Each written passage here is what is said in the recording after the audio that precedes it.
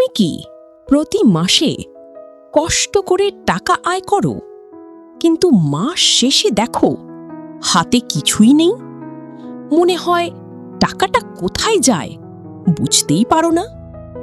আজকে আমি তোমাকে বলবো সেই 3টে ভুলের কথা, যেগুলো বেশিরভাগ বাংলাদেশী অজান্তেই করে, আর সঞ্চয় শূন্য থাকে। বাংলাদেশে লক্ষ লক্ষ মানুষ আছে যারা মাসে 8 থেকে 15,000 টাকা আয় করে, কিন্তু মাস শেষে জিজ্ঞেস করলে বলে, ভাই কিছুই বাঁচে না।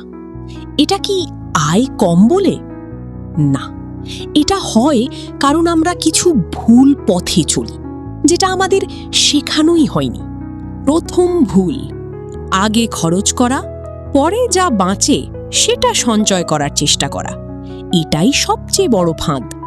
ধরো তোমার আয় 10,000 টাকা। মাসের শুরুতে বাজার করলে, বিল দিলে, বন্ধুকে ধার দিলে, শেষে বাঁচল 300 টাকা।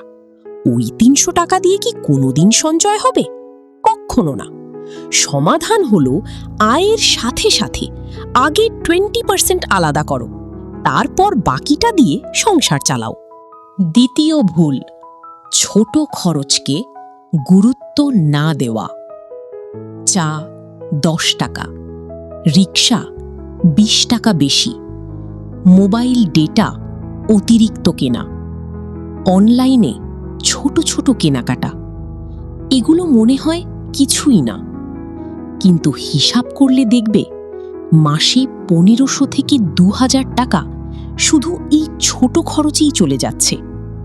প্রতিদিন মাত্র 50 টাকা বাঁচাতে পারলে মাসে 1500 টাকা, বছরে 18,000 টাকা। এই টাকা দিয়ে জরুরি অবস্থায় কাজে লাগতে পারে। তৃতীয় ভুল, মাথায় কোনো বাজেট না থাকা।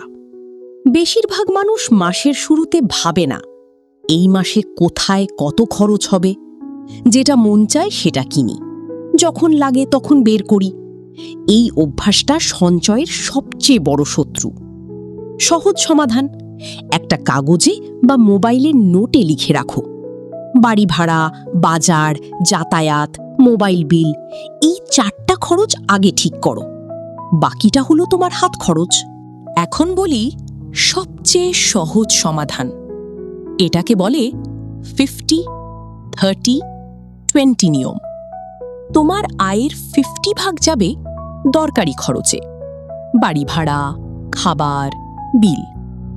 30 ভাগ যাবে চাওয়ার জিনিসে, বাইরে খাওয়া, বিনোদন।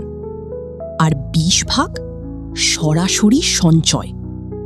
মাসে 10,000 টাকা আয় হলে 2,000 টাকা সরাসরি বিকাশ সেভিংসে রাখো, হাত দিও না।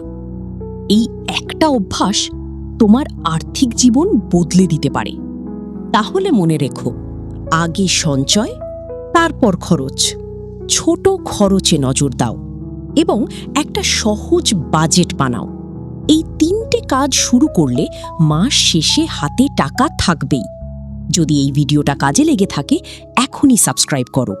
পরের ভিডিওতে বলবো বিকাশ দিয়ে কিভাবে সঞ্চয় করবে, সেটা অনেকেই জানে না। দেখা হবে পরের ভিডিওতে।